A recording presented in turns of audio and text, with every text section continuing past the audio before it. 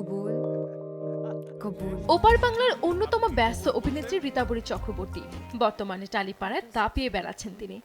Star জলসার জনপ্রিয় ধারাবাহিক অগুবধূ সুন্দরী ললিতা চরিত্রে অভিনয় করে ব্যাপক জনপ্রিয় হয়ে ওঠেন। এরপর ফাটাফাটি বহুরূপীর মতো সিনেমার পাশাপাশি ওয়েব সিরিজেও সমান তালে নজর কেড়েছেন তিনি। শুধু তাই নয়, বিগ টাউনে কাজ করেছেন।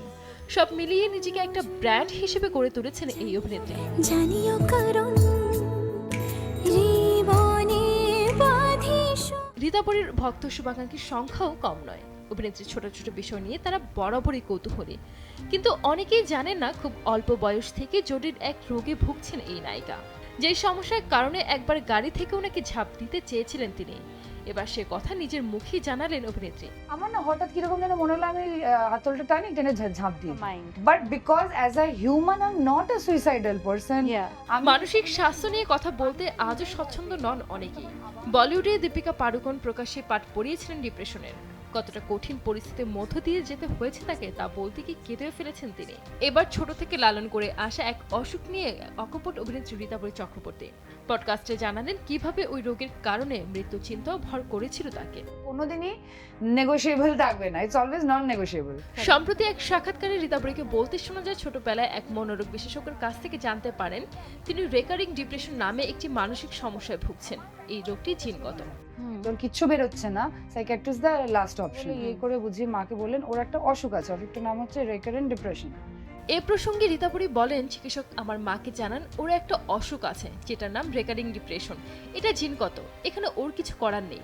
পরিবারের কারো থেকে জিনগতভাবে এই রোগটা পেয়েছে, এটা আজীবন থাকবে, কারণ এই অসুখ কোনো দিনও যায় না।